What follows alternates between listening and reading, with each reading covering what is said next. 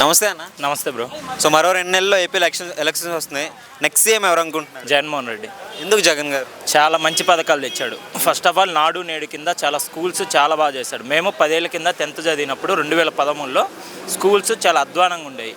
వాష్రూమ్కి వెళ్ళాలన్నా చాలా అవుట్ సైడ్ వెళ్ళాల్సి వచ్చేది. స్కూల్ నుంచి బయటకు వెళ్ళి ఎవరైనా వస్తున్నారా లేదా చూసుకొని వాష్రూమ్కి వెళ్ళాల్సిన పరిస్థితి. ఈరోజు చూస్తే ఒక డిజిటల్ క్లాస్ రూమ్స్, వాష్రూమ్స్ చూసినా ఎక్కడ ఏ స్కూల్ చూసినా మొత్తం డిజిటల్ ఇది చాలా బాగున్నాయి.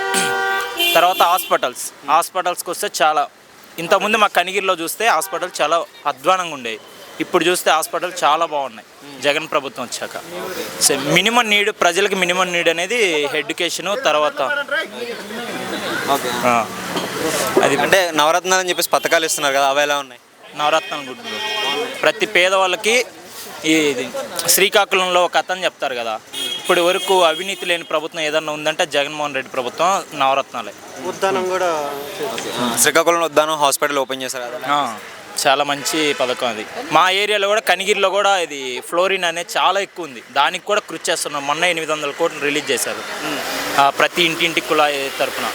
మా ఊరి దాకా రీచ్ అయింది ఆ పథకం మాత్రం, ప్రతి ఇంటికి కుళాయి అనేది. ఓకే.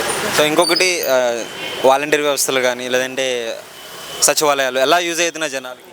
సచివాలయం అనేది ఇంతకుముందు మేము మండలానికి వెళ్ళాల్సి వచ్చేది, ఇప్పుడు వచ్చేసి ప్రతి గ్రామానికి అంటే పంచాయతీకి ఒక సచివాలయం అంటే చాలా ఈజీగా బై వాక్ వెళ్ళొచ్చు. సచివాలయం అంటే దగ్గరలో ఉంటుంది, 1 or 2 kilometers అంతే ప్రతి ఊరికి.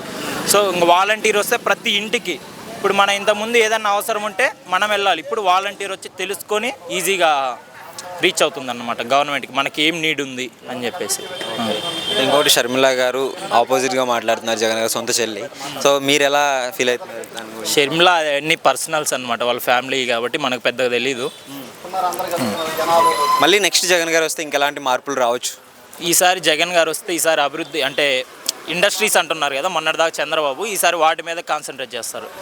మ్యాక్సిమం సాఫ్ట్వేర్ ఇండస్ట్రీస్ ఇవన్నీ రాజధానిని ఫైనలైజ్ చేస్తారని మేము భావిస్తాం. రోడ్స్ ఎలా ఉన్నాయి? రోడ్స్ బాగున్నాయి బ్రో, ఏదో అంటున్నారు కానీ కనిపించకుండా. ఇప్పుడు చంద్రబాబు ఏంటంటే రోడ్స్ వేస్తాడు, దాన్ని ఇట్లా హైలైట్ చేసుకుంటారు. జగన్ వచ్చేసి అంత జగన్ కార్డు ఉండేవాళ్ళు అంత హైలైట్ చేయలేకపోతున్నారు కాబట్టి రోడ్స్ అయితే ప్రతి చోటు ఉంది, ప్రతి చోటు బాగానే వేస్తున్నారు. మొత్తం హైవేస్ కానీ అన్నీ ప్రతిదీ బాగానే ఉంది. ఒక ముక్కలో నెక్స్ట్ జగన్.